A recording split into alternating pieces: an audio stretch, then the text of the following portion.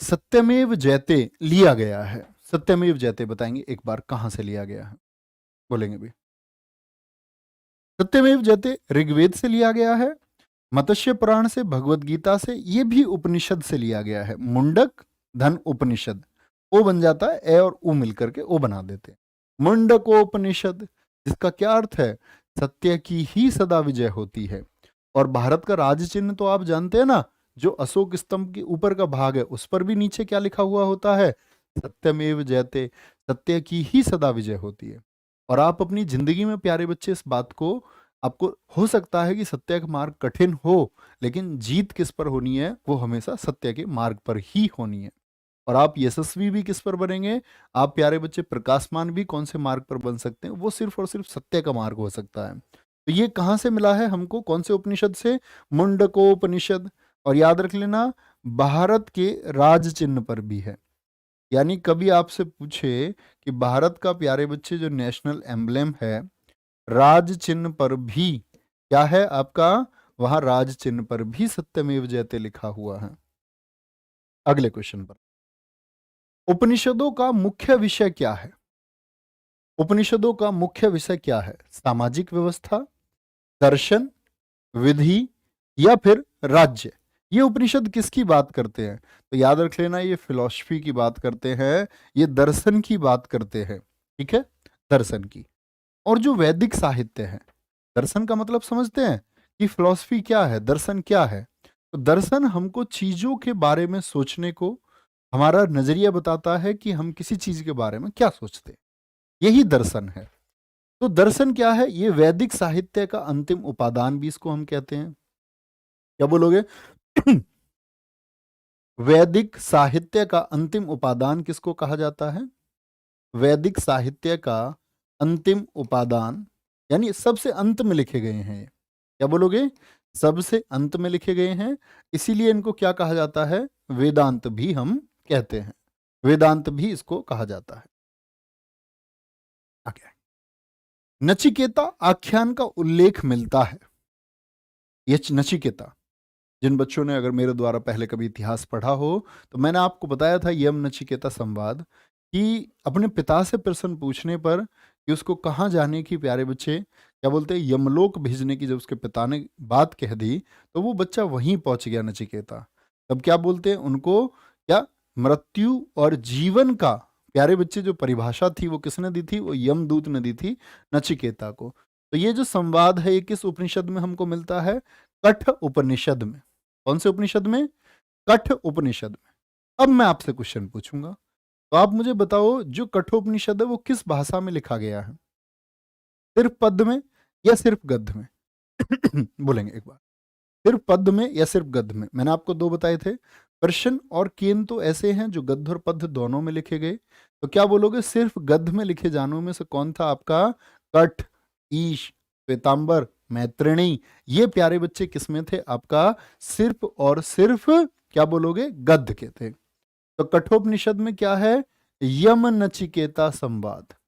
और जैसे जैसे मैं आपको चीजें सिखा रहा हूं, तो मैं आपसे प्रश्न पुट करने लग जाऊंगा पिछला, कि आज आपको मैंने क्या बताया था। तो जितनी देर आप क्लास में बने हुए हैं, जितनी भी देर, मैं कभी आपसे ये नहीं कहता कि क्लास में आपको बने रहना है, ये करना है, वो करना है। लाइव व्यूअर का कोई अर्थ नहीं है। कंटेंट बहुत अच्छा है, आप अपनी सहूलियत से देख सकते हो, नो इशू। जब आप चाहे तब आप इसको देख सकते हैं।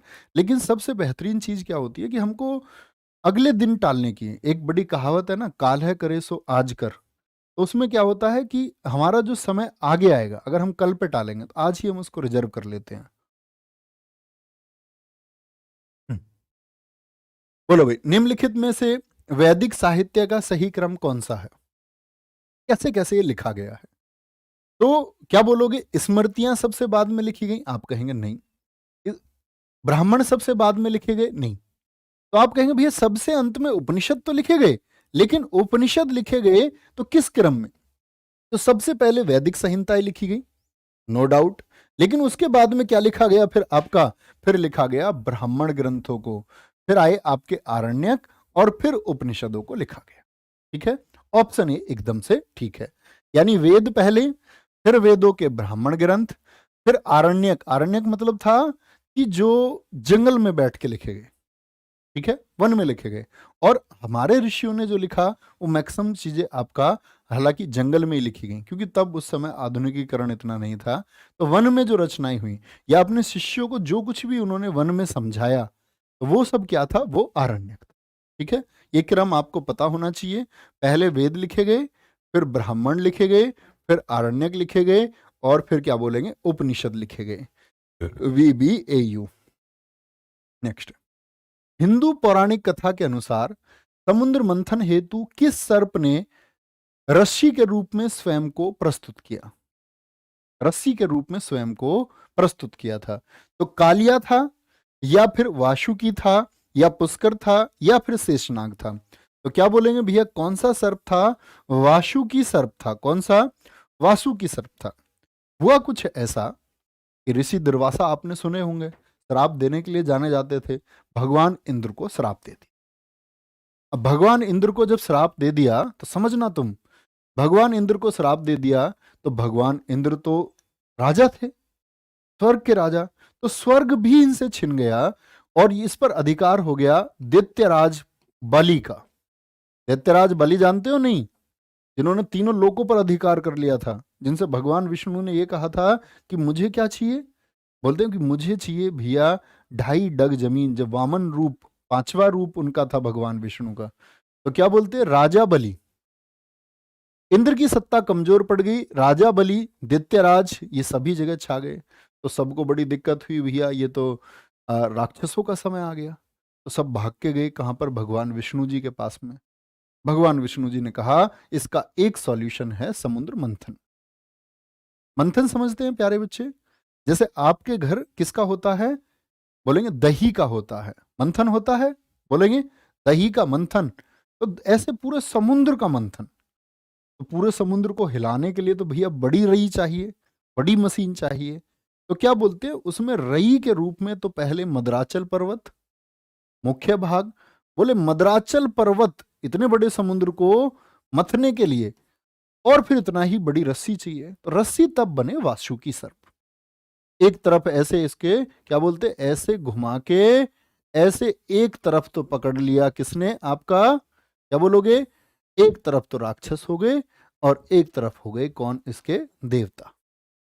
तब ने भैया कि अब इससे मंथन निकलेंगे। 14 रत्न इससे निकले भी, जिन 14 रत्नों में सबसे महत्वपूर्ण आता है विष। बोलो विषपान किसने किया था? भगवान शिव ने किया था। किसने? भगवान शिव ने किया था। घोड़ा किसने रख लिया था?